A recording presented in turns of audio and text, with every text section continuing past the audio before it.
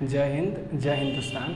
अब हम स्टार्ट करने वाले हैं प्रश्नावली 1.1 के सभी प्रश्नों को। इसके पहले हमने इस चैप्टर 1 के परिचय और उदाहरण को देख चुका है।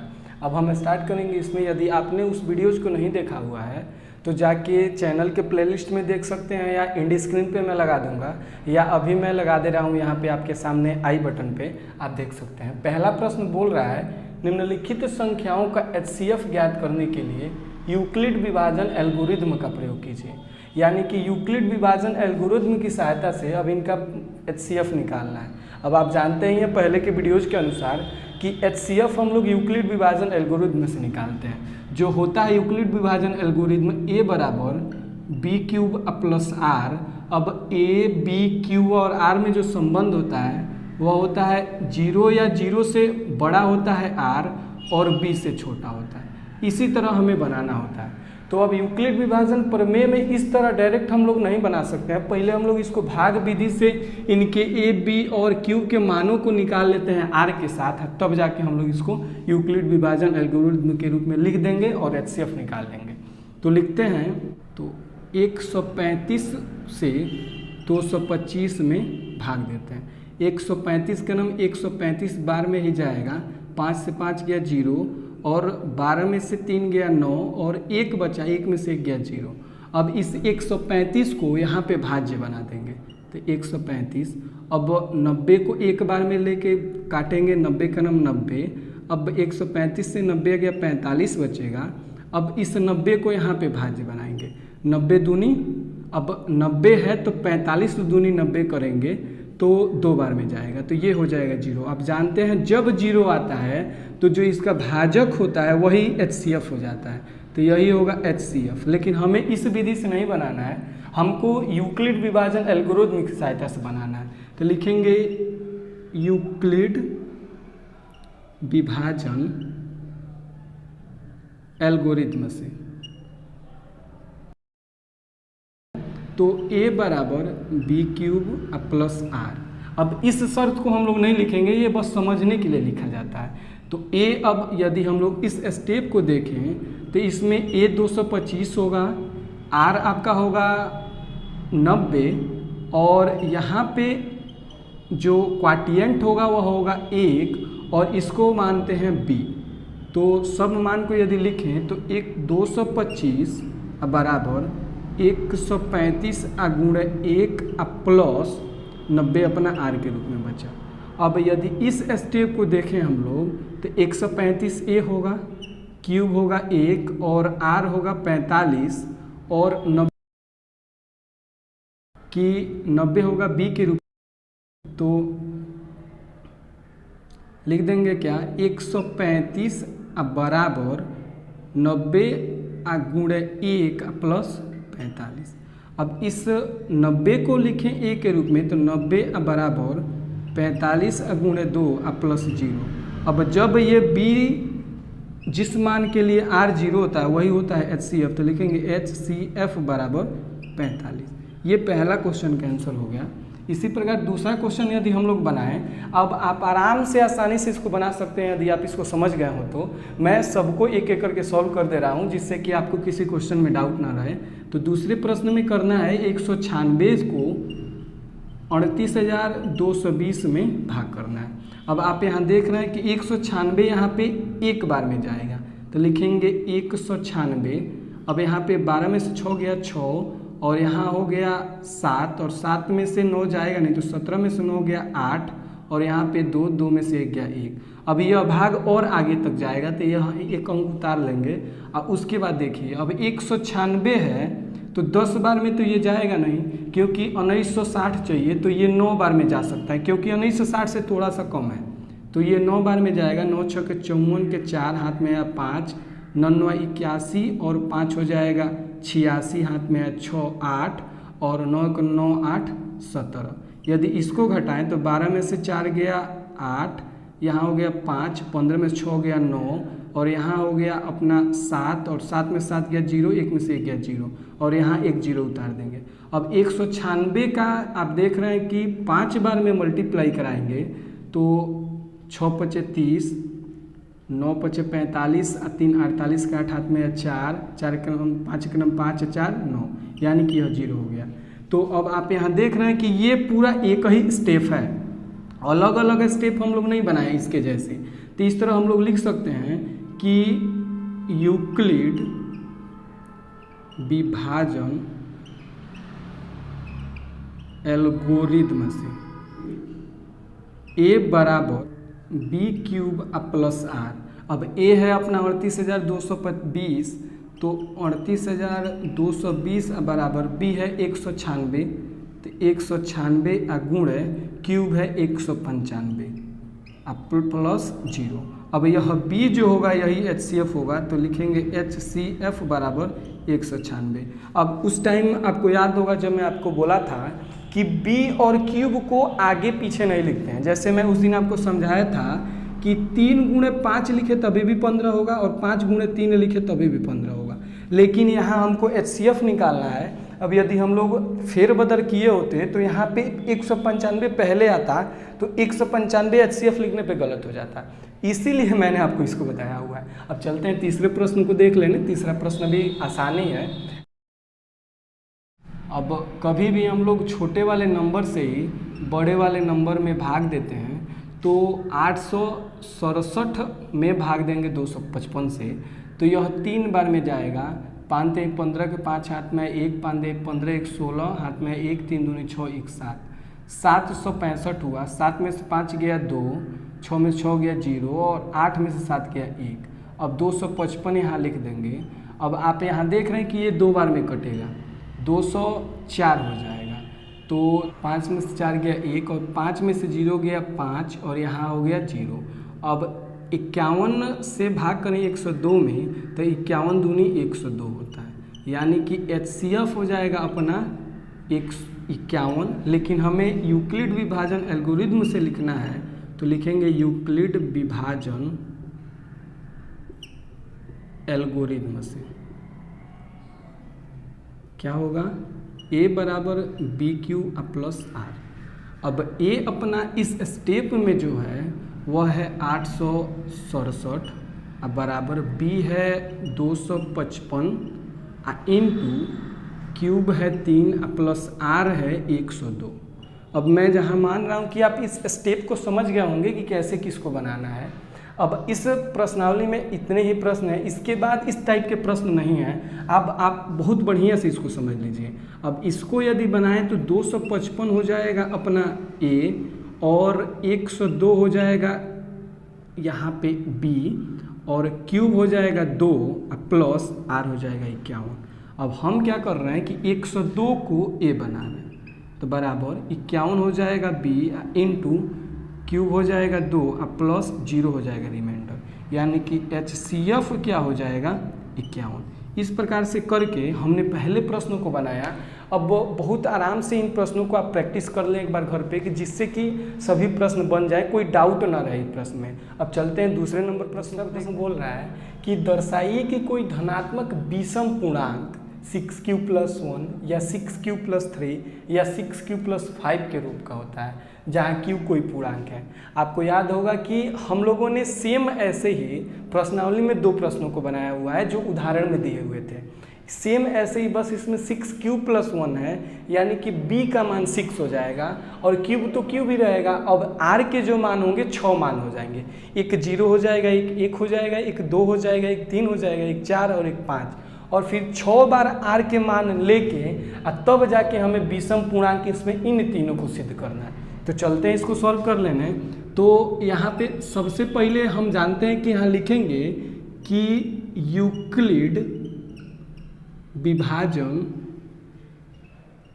एल्गोरिथम से, इसके बिना कोई भी मतलब एल्गोरिथम से इसमें एक प्रश्नावली नहीं बन पाएगी कोई भी, इसीलिए इसको हम लोग लिख लेते हैं। क्या हो जाएगा, a बराबर b³ + r। अब जहाँ या तो 0 या 0 से बड़ा है या उसके बराबर है r और b से छोटा है। अब इस तरह हम लोग लिख क्या लेते हैं कि 6³ + 1 या 6³ + 3 या 6³ + 5 से तुलना करने पर। तुलना कर लेते हैं कि कौन क्या होगा। तो हो क्या जाएगा, जो b है वह तो 6 हो जाएगा, तो लिख लेंगे b बराबर 6, और क्यूब है जो क्यूब हो जाएगा, क्योंकि यहाँ हमको बोला भी है कि जहाँ क्यूब कोई पूर्णांक है। और r के जो मान होंगे वह r के मान, अब देखिए इससे समझना है हमको कि 0 के बराबर है या 0 से बड़ा है, तो एक तो 0 होगा, और क्या है कि b से छोटा है यानी कि 6 से छोटा होगा। तो क्या क्या हो सकता है, 0, 1, 2, 3, 4 और 5, इतने मान r के हो सकते हैं। अब b तो पूरा कंफर्म है 6 होगा, क्यूब तो क्यूब होगा। अब r के इन 6 मान से हम लोग 6 स्थितियां बनाएंगे, और 6 से हम लोग इन तीनों को प्रूफ करेंगे कि ये विषम पूर्णांक है। चलते हैं, लिखते हैं। पहली स्थिति में क्या होगा कि जब r बराबर 0 हो, तो r बराबर 0 होगा तो क्या होगा, तो हो जाएगा a बराबर b क्यूब प्लस r होता ही है, तो इसमें मान रख देते हैं, तो a बराबर हो जाएगा, अब b है अपना 6, तो 6 क्यूब प्लस r है 0, यानी कि ये जो है a बराबर 6 क्यूब।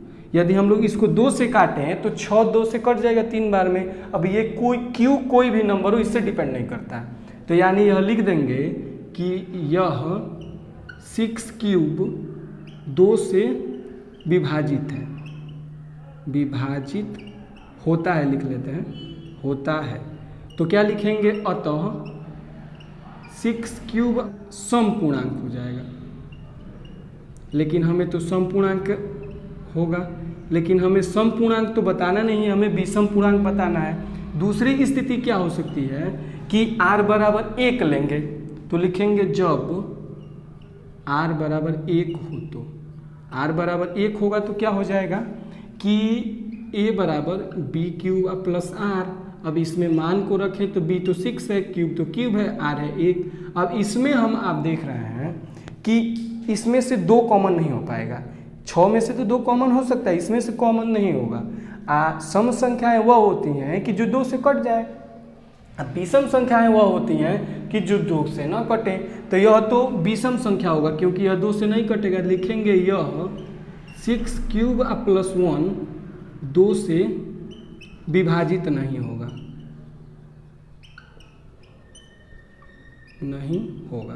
तो क्या लिखेंगे, अतः 6 क्यूब प्लस 1, अब जो बोला है कि धनात्मक विषम पूर्णांक है, तो लिखेंगे धनात्मक विषम पूर्णांक है, क्योंकि हमको बोला है कि धनात्मक विषम पूर्णांक है, तो इसीलिए इसको अंडरलाइन कर देते हैं।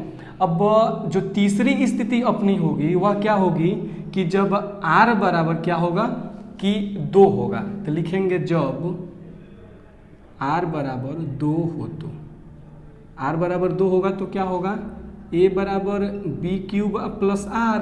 अब इसमें मान रखते हैं तो a बराबर हो जाएगा b के जगह पे 6, क्यूब के जगह पे हम लोग लिख सकते हैं क्या, क्यूब ही है, प्लस r है अपना 2। अब इसमें आप देख रहे हैं यदि 2 को कॉमन करें तो इसमें से भी 2 कॉमन हो जाएगा और इसमें से भी 2 कॉमन हो जाएगा, तो लिखेंगे क्या, यह 6 क्यूब प्लस 2 से विभाजित है। और जब 2 से विभाजित होगा तो क्या लिखेंगे कि यह धनात्मक समपूर्णांक है, समपूर्णांक है। हमें धनात्मक समपूर्णांक तो लेना नहीं है, तो इसको भी छोड़ देंगे।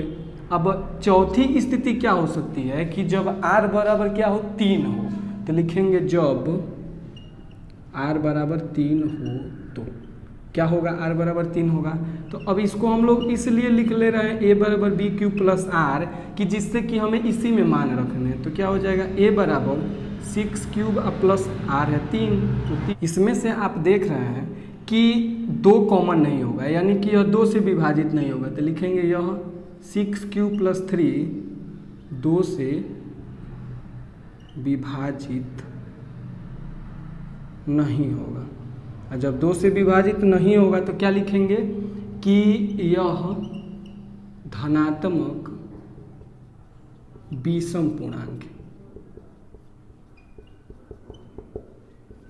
और धनात्मक विषम पूर्णांक है तो इसको अंडरलाइन कर देते हैं। सेम इसी तरह दो स्थितियां और बनाएंगे 4 और 5 की, जल्दी जल्दी बना लेते हैं उसको, क्योंकि मुझे अब पूरा कंफर्म हो चुका है कि आपको समझ में आ गया है। तो लिखेंगे जब r बराबर 4 है, तो r बराबर 4 होगा तो क्या रखेंगे, a बराबर बी क्यू प्लस r।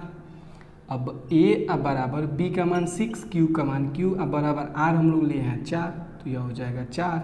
अब आप यहाँ देख रहे हैं इसमें से भी 2 कॉमन हो जाएगा, इसमें से भी 2 कॉमन हो जाएगा, यानी कि यह एक सम संख्या है। तो लिखेंगे यह 6q प्लस r की जगह पे 4 2 से विभाजित है, और जब 2 से विभाजित है तो क्या लिखेंगे, यह एक धनात्मक समपूर्णांक है। हमें धनात्मक समपूर्णांक लेना नहीं है तो इसको छोड़ देंगे। पांचवा जो स्थिति होगी और चौथे के बाद पांचवी, यह चौथी स्थिति थी, ये पांचवी स्थिति थी, ये छठवीं स्थिति है। अब छठवीं स्थिति जो होगी जब r बराबर 5 हो, तो r बराबर 5 होगा, a बराबर बी क्यूब प्लस r। अब यहाँ पे मान रखे तो a बराबर 6 क्यूब प्लस 5। अब ये 2 से तो नहीं कटेगा, दोनों में कॉमन करें तो यह लिख देंगे, यह 6 क्यूब प्लस 5 2 से विभाजित नहीं होगा। तो जब 2 से विभाजित नहीं होगा तो क्या हो जाएगा, लिखेंगे यह धनात्मक विषम पूर्णांक है। जब धनात्मक विषम पूर्णांक है तो अब हमें जो प्रूफ करना था वह हम लोगों ने प्रूफ कर दिया है। क्या क्या, कि जो 6q प्लस 1 है, जो यहाँ आपको दिख रहा है 6q प्लस 1 धनात्मक विषम पूर्णांक है। दूसरा 6q प्लस 3, जो यहाँ हम लोगों ने प्रूफ किया है 6q प्लस 3 धनात्मक विषम पूर्णांक है। और तीसरा है कि 6q प्लस 5 जो धनात्मक विषम पूर्णांक है वह हम लोगों ने यहाँ प्रूफ कर दिया। थोड़ा सा लॉन्ग क्वेश्चन है लेकिन सब एक ही स्टेप में बनेगा, आराम से बनाएंगे, सब क्वेश्चन बनेगा, कोई भी डाउट नहीं रहेगा इस क्वेश्चन में। देखते हैं तीसरा प्रश्न जो है, ये प्रश्न है जैसे कि आर्मी, आप 26 जनवरी या 15 अगस्त को लाल किला पे देखे होंगे कि कुछ आर्मीज के जो बैंड वाले होते हैं, बैंड बजा रहे होते हैं और पीछे से उनकी आर्मी की सेना चल रही होती है, और उसमें कुछ संख्याएं होती हैं जिसमें कि ये संख्याएं लगी रहती हैं, लाइन बाय लाइन लगी होती हैं और रो और कॉलम में लगे होते हैं सेना। उसी तरह एक क्वेश्चन पूछा हुआ है, किसी परेड में 616 वाली एक सेना जो आर्मी की टुकड़ी को 32 सदस्यों वाले एक आर्मी के बैंड के पीछे मार्च करना है। अब 616 सेना के सदस्य हैं और आर्मी के बैंड वाले जो हैं वह हैं 32, और 32 के पीछे 616 वालों को क्या करना है कि परेड करना है उनको। अब 2 समूहों को समान संख्या वाले स्तंभ में मार्च करना है और इनको जो संख्या होनी चाहिए वह समान होनी चाहिए। उन स्तंभों की अधिकतम संख्या क्या है जिसमें वे मार्च कर सकते हैं, यानी कि यदि ये 32 ऐसे लग जाएं तो इनके पीछे 32 लग जाएंगे, लेकिन ये 32 जो है 616 कटेगा नहीं। तो इस तरह हमें ऐसा संख्या लेना है जो कि 32 को भी काट दे और 616 को भी काट दे, और ये क्या हो, लाइन बाई लाइन लग जाए। तो मीन क्या कि इसका और इसका दोनों का HCF निकालना है। या कैसे समझ सकते हैं कि स्तंभों की अधिकतम संख्या पूछी है, यानी कि HCF निकालना है। अब HCF निकालने का हम लोग जानते हैं यूक्लिड विभाजन एल्गोरिथम, और उसी से हम लोग HCF निकालेंगे। तो चलिए निकालते हैं क्या। अब पहले इसको भाग कर लेते हैं, तो 32 से भाग करेंगे 616 को। अब ये कितनी बार में जाएगा, तो ये जाएगा एक बार में 32। अब यह हो जाएगा 11 में से 2 गया 9 और 5 में से 3 गया 2 और यहाँ हो जाएगा 6। अब 32 तो 10 बार में जाएगा नहीं, तो 32 से 9 से ये 9 बार में जाएगा। 9 दूनी 18, हाथ में 1, 9 3 27, 1 28। कितनी बार में जाएगा, तो ये जाएगा 16 में से 8 गया 8 और यहाँ 8 में से 8 गया 0, 2 में से 2 गया 0। अब 32 को यहाँ लिख देंगे। अब आप यहाँ देखिएगा कि यह पूरा एक स्टेप है और 8 चौको 32, यह 0, यह होगा अपना HCF। लेकिन हमें तो HCF ऐसे निकालना नहीं है, हमको तो उत्तर लिखना है। और अभी यूक्लिड विभाजन एल्गोरिथम से तो लिखेंगे यूक्लिड विभाजन एल्गोरिथम से। क्या है यूक्लिड विभाजन एल्गोरिथम, A बराबर बी क्यू प्लस आर। अब A जो है पूरा ये है अपना एक स्टेप, तो ए होगा 616 अब बराबर 32 गुणे 19 प्लस 8। अब यदि 32 को ए बनाए तो 32 बराबर ये कितना बार में 8 गुणे 4 प्लस 0, यानी कि HCF होगा अपना 8। लेकिन क्वेश्चन पूछा हुआ है कि दो समूहों को समान संख्या वाले उन स्तंभों की अधिकतम संख्या बताना है। तो लिखेंगे दो समूहों को 8 स्तंभों में मार्च करना होगा। बस यही 8 जो संख्या है उसी पे ये मतलब 8-8 के ग्रुप बनाएंगे, स्तंभ होगा और सब लोग 8-8 पे बन के और आराम से चले जाएंगे। अब देखते हैं चौथे नंबर पर। चौथा प्रश्न है यूक्लिड विभाजन एल्गोरिथ्म का प्रयोग करके दर्शाइए कि किसी धनात्मक पूर्णांक का वर्ग किसी पूर्णांक m के लिए, जो पूर्णांक है उसके m के लिए 3m या 3m+1 के रूप का होता है। यानी कि अब धनात्मक पूर्णांक जो है m, उसका जो वर्ग होगा वह 3m या 3m के रूप का होगा। m एक धनात्मक कोई पूर्णांक है, यानी कि हम लोग कुछ भी मान ले सकते हैं धनात्मक पूर्णांक का। चलिए इसको पहले मैं हल करके दिखाऊं आपको। तो हल लिखेंगे यूक्लिड, यह बोला भी है यूक्लिड विभाजन एल्गोरिथ्म का प्रयोग करिए, तो लिखेंगे यूक्लिड विभाजन एल्गोरिथ्म से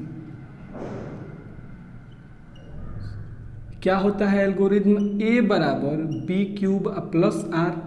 अब इसमें जो है, अब ये b³ प्लस r में जो संबंध होता है वह क्या होता है, 0 जो होता है वह या तो बराबर होता है या 0 छोटा होता है r से, और r जो होता है b से छोटा होता है। यदि हम लोग इसकी तुलना करें 3m या 3m+1 से, तो क्या हो जाएगा कि लिखेंगे से तुलना करने पर।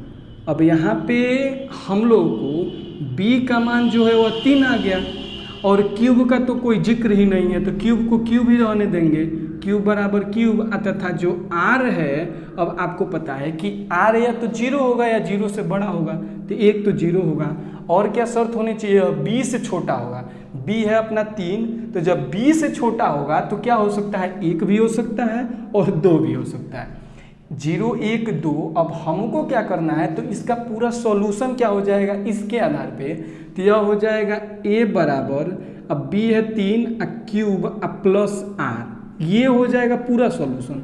अब इसी में हम लोगों को क्या करना है, एक बार 0 रखना है r का मान, एक बार 1 रखना है और एक बार 2 रखना है, और एक बार कि हम लोग पहले इसका वर्ग नहीं करते थे, लेकिन यहाँ देखिए बोला हुआ है धनात्मक पूर्णांक का वर्ग, यानी कि इसको हमको अब वर्ग भी करना पड़ेगा। चलिए सॉल्व करते हैं। लिखेंगे पहली स्थिति जब r बराबर 0 हो तो क्या होगा, a बराबर b³ प्लस r, यानी कि a बराबर हो जाएगा 3³ प्लस 0। अब 3³ प्लस 0 को लिख सकते हैं a बराबर 3³। अब इसका वर्ग करना है तो लिखेंगे वर्ग करने पर, करिए वर्ग, ये इसका वर्ग हो जाएगा a², इसका वर्ग हो जाएगा 3³ का स्क्वायर, यानी कि a² बराबर 9³ अब 3 का स्क्वायर 9 और क्यूब का स्क्वायर क्यूब स्क्वायर। अब इसमें हम लोग को लाना क्या है कि 3m या 3m+1 के रूप का होता है, तो यह कैसे 3m के रूप का हो सकता है, तो लिखेंगे a बराबर, अब इसमें से 3 यदि कॉमन करें तो बच जाएगा 3³ अब 3³ को हम लोग मान लेते हैं कि माना 3³ बराबर m, इसीलिए a बराबर हो जाएगा 3m। अब यह जो है 3m के रूप का है इसका वर्ग। यदि दूसरी स्थिति हम लोग लें तो देखिए यहाँ 3m के रूप का आ गया यहाँ पे। अब दूसरी स्थिति यदि हम लोग ले तो लिखेंगे जब r बराबर 1 हो, तो r बराबर 1 होगा तो क्या होगा कि a बराबर b³ प्लस r, यह जो हम लोग यहाँ निकाले हैं, तो क्या हो जाएगा a बराबर 3³ प्लस, अब r है 1 तो 1।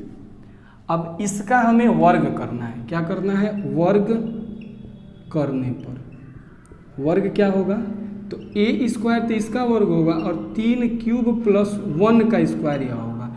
अब आपको एक फार्मूला याद होना चाहिए कि a प्लस बी का होल स्क्वायर क्या होता है A square plus 2ab plus B square. आप इस फार्मूले को बहुत बार याद कर चुके हैं, बहुत बार पढ़ चुके हैं, बहुत आसान फार्मूला है, कॉमनली यूज होने वाला है। इसको यदि इस पे रख के बनाएं तो क्या हो जाएगा, ए स्क्वायर बराबर, अब ए के जगह पे है 3 क्यूब, तो 3 क्यूब का स्क्वायर यानी कि 3 क्यूब का होल स्क्वायर प्लस 2ab यानी कि 2 ए के जगह पे 3 क्यूब इंटू बी के जगह पे 1 प्लस बी का स्क्वायर, बी है अपना 1 यानी कि a का स्क्वायर। यदि इसको हम लोग थोड़ा सा फैलाएं तो 3 क्यू का स्क्वायर हो जाएगा, 3 का स्क्वायर हो जाएगा 9 और क्यू का स्क्वायर हो जाएगा क्यू स्क्वायर अब प्लस 2 3 6 क्यू, इसमें 1 का गुणा कराएं तो 6 क्यू हो जाएगा अब प्लस 1 का स्क्वायर 1 ही होता है। अब इसको हम लोग कैसे 3m या 3m प्लस 1 में ला सकते हैं, तो देखिए इन दोनों में से यदि हम लोग क्या करें 3 को कॉमन कर लें तो इसमें से 3 कॉमन हो जाएगा और 1 यहाँ है तो 1 यहाँ आ जाएगा। तो बनाते हैं इसको, तो हो क्या जाएगा ए स्क्वायर बराबर 3 कॉमन करें तो 3 बच क्या जाएगा, 9 में से यदि 3 कॉमन करें तो 3 बचेगा और क्यू स्क्वायर पूरा बचेगा प्लस 6 में से यदि 3 को कॉमन करें तो 2 बचेगा और क्यू प्लस 1। अब आप बताइए इसको 3m प्लस 1 के रूप का कैसे ले सकते हैं, तो जो ये मान है ना इसको m मान लेते हैं। अब m क्यों मान रहे हैं, क्योंकि यहाँ बोला है कि किसी पूर्णांक m के लिए, अब पूर्णांक आपको पता है कि ऋणात्मक भी होते हैं, धनात्मक भी होते हैं, जीरो भी होते हैं, इसीलिए हम लोग इसको पूरे को मान लेते हैं। तो लिखेंगे क्या, माना 3q स्क्वायर प्लस 2q बराबर m, तो हो क्या जाएगा ए स्क्वायर बराबर 3m प्लस 1, यह भी ए स्क्वायर जो इसका वर्ग है वह 3m प्लस 1 के रूप का आया है। और दूसरी स्थिति के बाद अब तीसरी स्थिति जो है वह क्या है कि जब r बराबर 2 हो तो क्या होगा, r बराबर 2 होगा तो लिखेंगे कि a बराबर b क्यूब प्लस r, यानी कि a बराबर b क्यूब है 3 और b क्यूब प्लस r है 2 यानी कि 2, इसका वर्ग कर लेते हैं। वर्ग करने पर वर्ग क्या होगा, a बराबर 3q प्लस 2 का होल स्क्वायर। अब 3q प्लस 2 का whole square a plus p के होल स्क्वायर से बनेगा, तो क्या हो जाएगा कि a स्क्वायर बराबर 3q का whole square plus 2 into 3q into 2 यानी कि 2ab, a है यह b है यह प्लस b स्क्वायर यानी कि 2 का स्क्वायर। यदि इसको बनाएं तो हो जाएगा 3 का स्क्वायर 9 और q का q स्क्वायर प्लस 3 दूनी 6 और 6 दूनी 12 यानी कि 12 क्यूब प्लस ये हो जाएगा 2 दूनी 4। अब आप देखिए यहाँ पे इसको कैसे ला सकते हैं 3m या 3m प्लस 1 के रूप का। तो यदि हम क्या करें इसमें से इसको कुछ कर लें, इसको यदि तोड़ दें हम लोग 3 प्लस 1 में, तो 1 तो अपना यहाँ आ जाएगा और जो 3 है इन तीनों में 3 कॉमन हो जाएगा। तो इसको बनाते हैं हम लोग ऐसे, लिखेंगे ए स्क्वायर बराबर, अब इसको ऐसे ही रहने देते हैं 9q स्क्वायर प्लस 12q। इसको पहले तोड़ लेते हैं, 4 को क्या लिख सकते हैं 3 प्लस 1 तो लिख ही सकते हैं। अब इन तीनों से हम लोग 3 कॉमन कर लेते हैं क्योंकि हमें यहाँ 3m भी लाना है, जो बचेगा उसको m मान लेंगे। तो हो क्या जाएगा ए स्क्वायर बराबर, अब 3 कॉमन करें तो बच जाएगा 3q square plus 4q plus 1, यहाँ 1 है प्लस 1, यहाँ लास्ट में 1 बचा हुआ है। इन सबको मान लेते हैं m, तो लिखेंगे 3q square plus 4q plus 1 बराबर m, यहाँ लिख लेंगे माना। तो हो क्या जाएगा ए स्क्वायर बराबर 3m प्लस 1। अब आप देखिए यदि r का मान 2 है तभी भी यहाँ पे 3m प्लस 1 के रूप का आया है, 1 है तभी भी 3 प्लस m के रूप का आया हुआ है यहाँ पे, और यदि 0 है तब 3m के रूप का आया हुआ है। इस तरह करके इसको हम लोग अब कितना भी मान लेके और प्रूफ कर सकते हैं। हमको बस इतना बोला हुआ है। अब यहाँ b का मान यही है, आप यूक्लिड विभाजन एल्गोरिथम में देख रहे होंगे b जो है यही है। अब m जो है पूर्णांक के रूप में है, इसी तरह क्वेश्चन को थोड़ा सा समझ के बना लेते हैं हम लोग। अब चलते हैं अगले प्रश्न और लास्ट प्रश्न, पांचों प्रश्न देख लेने। बहुत आसान है, यहाँ पे स्क्वायर बोला हुआ, वहाँ पे क्यूब करना है और कुछ नहीं। नंबर प्रश्न बोल रहा है कि यूक्लिड विभाजन एल्गोरिथ्म का प्रयोग करके दर्शाइए कि किसी धनात्मक पूर्णांक का घन 9m या 9m+1 या 9m+8 के रूप का होता है।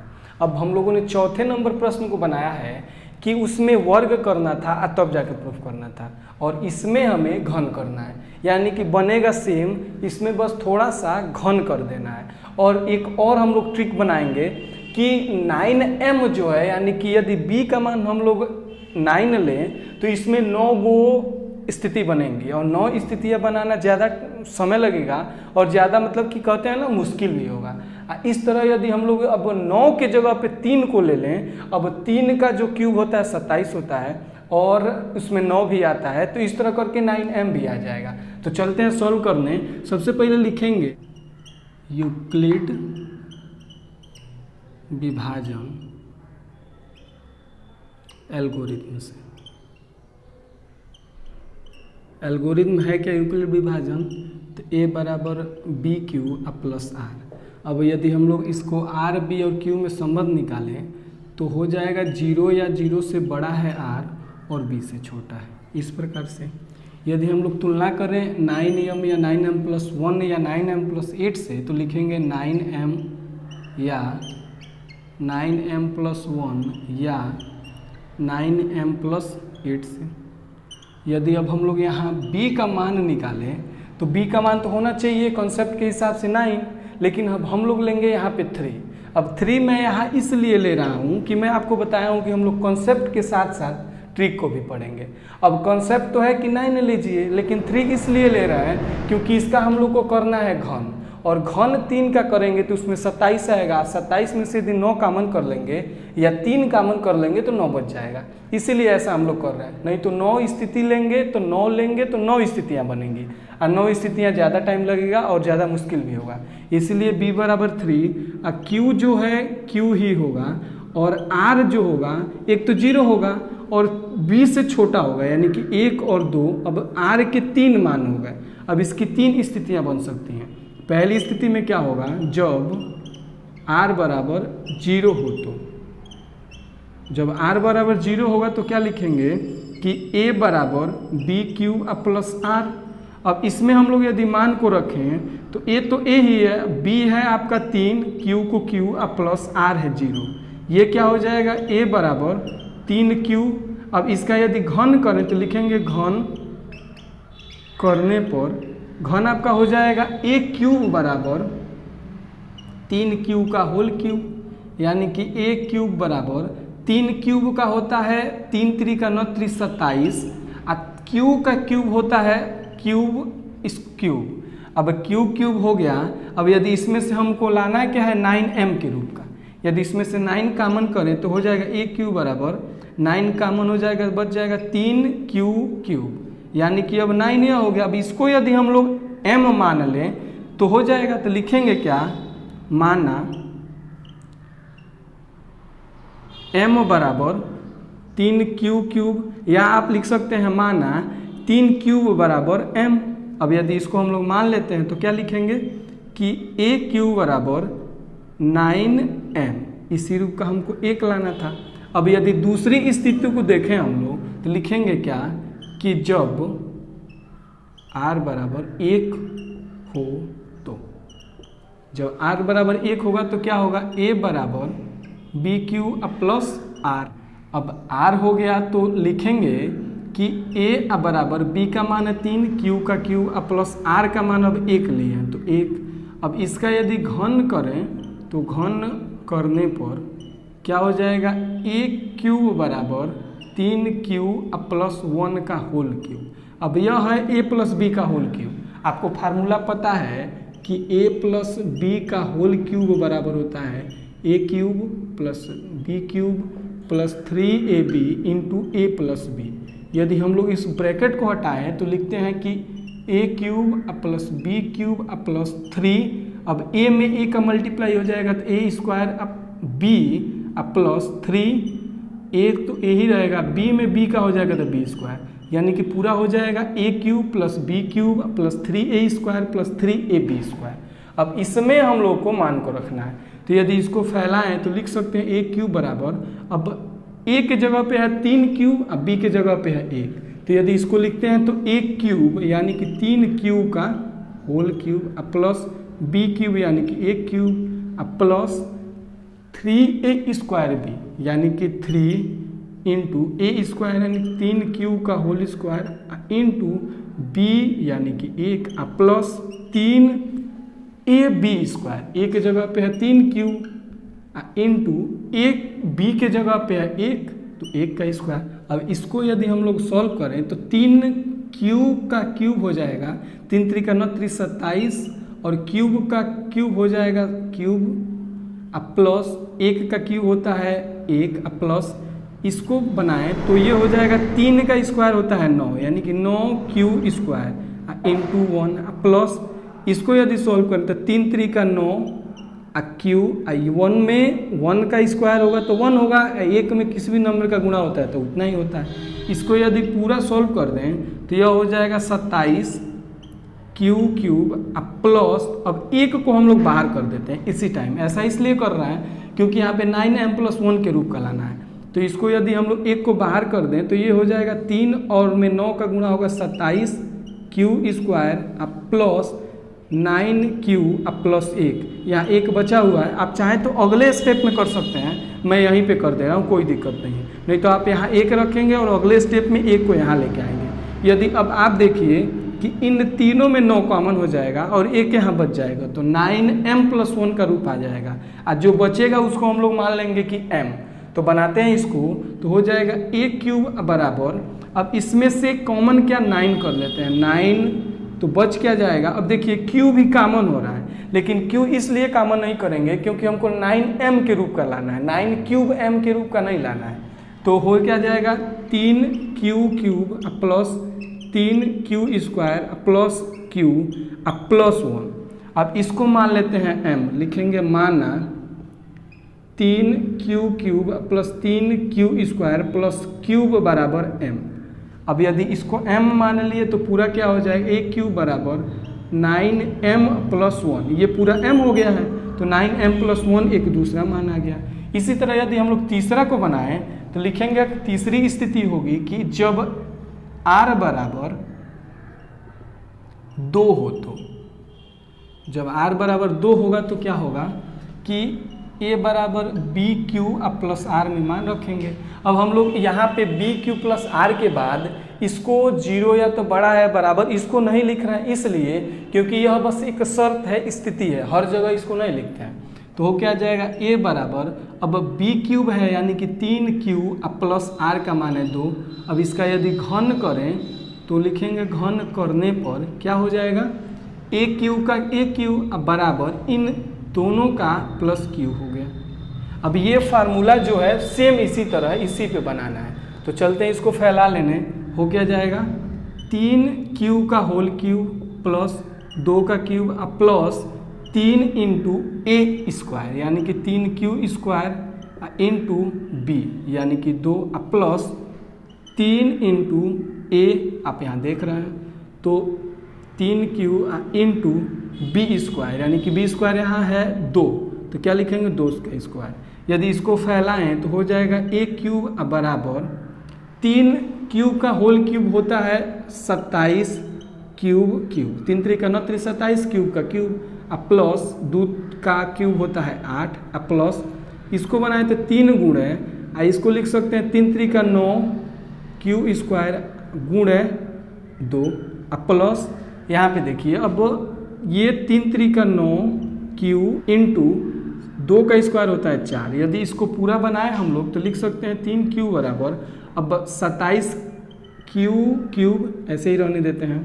अब 8 को हम लोग चाहें तो यहीं इसको बाहर कर सकते हैं क्योंकि हमको यहाँ 8 लाना है, और नहीं तो वैसे रहने देते हैं, बाद में कर लेंगे, मैं यहीं कर दे रहा हूँ। और इसको बनाए तो 9 त्रिक 27 27 दूनी 54 यानी कि प्लस 54 क्यू स्क्वायर प्लस 9 चौको 36 क्यू प्लस जो 8 बचा हुआ है उसको 8 अब यदि इसमें से हम लोग क्या करें कि आप यहाँ देख रहे हैं कि इनमें 9 कॉमन है, यदि 9 को कॉमन करें और जो बचेगा उसको m मान लेंगे।